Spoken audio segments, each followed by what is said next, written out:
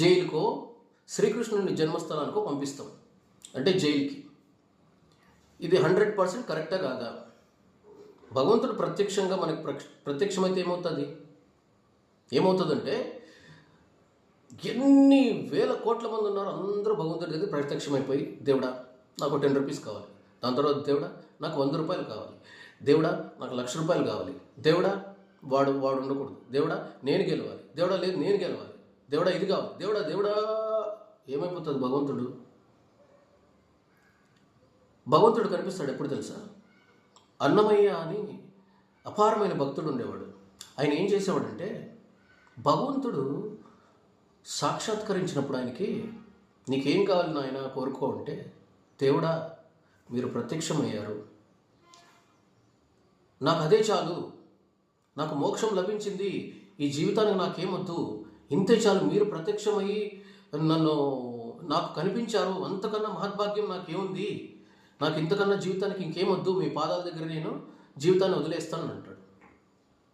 అంటే ఏమి ఆశించకుండా నీ దర్శనమైంది అదే నాకు చాలు. అలాంటి భక్తులు నిజంగా ఉంటే కనుక ఖచ్చితంగా భగవంతుడు ప్రత్యక్షంగా వాళ్ళకి కనిపిస్తాడు. కానీ ఇప్పుడుండే భక్తులు ఏం తెలుసా? ఒక కొబ్బరికాయ కొట్టి, దేవుడా నాకు లక్షలు కావాలి, దేవుడా నాకు టాప్ ర్యాంక్ కావాలి, దేవుడా కావాలి. ఆశాజీవి మనిషి, ఆశాజీవి, ఆశ చావదు, అన్నీ అడిగేసి దేవుడా నీ నెత్తి మీద కిరీటం నాకు కావాలి అంటారు భగవంతుడు ప్రత్యక్షమవుతే.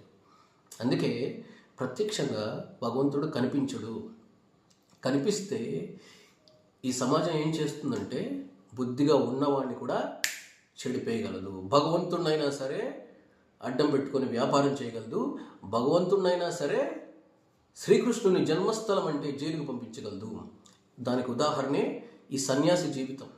అన్నీ వదిలేసి ఆయన గోచి కట్టుకొని, ఇది నిజమా కాదా, ఇది ఏదో కట్టుకథ కాదు, జరుగుతున్నది ఇదే. మరి ఇప్పుడు ఎందుకు సన్యాసులు చూసారా? ప్రతి ఒక్కొక్కరు ఆడి కారు, ఒక్కొక్కరు వాళ్ళ స్టైల్స్. ఈ సన్యాసులందరికీ ఎక్కడి నుంచి వచ్చే డబ్బులు మరి? ఇంటర్నల్గా భక్తులు కొంచెం ఇస్తే, ఇంకొంచెం బ్లాక్ మనీ, ఇంకొంచెం రాజకీయాల సపోర్ట్లు, దాని చుట్టూ స్త్రీలు ఇంటర్నల్గా వాళ్ళు ఇంకా తవ్వితే స్త్రీలతో ఎఫ్ఐఆర్లు, ఇవన్నీ ఎందుకు వస్తున్నాయి? అన్నీ వదిలేసిన వాడిని మళ్ళీ లాక్కొచ్చింది ఎవరు? అన్నీ వదిలేసిన వాడిని, ఏ ప్రాబ్లమ్స్ లేని వాడికి మళ్ళీ ప్రాబ్లమ్స్ క్రియేట్ చేసింది ఎవరు? సో దీన్ని బట్టి మీకు అర్థమైపోయి ఉంటుంది. సో భగవంతుడు ప్రత్యక్షంగా కనిపిస్తే ఆయన బతకనివ్వరు. కోరికలతో మన కోరికలతో ఆయన ఊపిరాడనివ్వకుండా చేస్తాం. ఆఖరికి భగవంతుడినైనా సరే అడ్డం పెట్టుకొని వ్యాపారం చేస్తాం. ఆఖరికి భగవంతుడినైనా సరే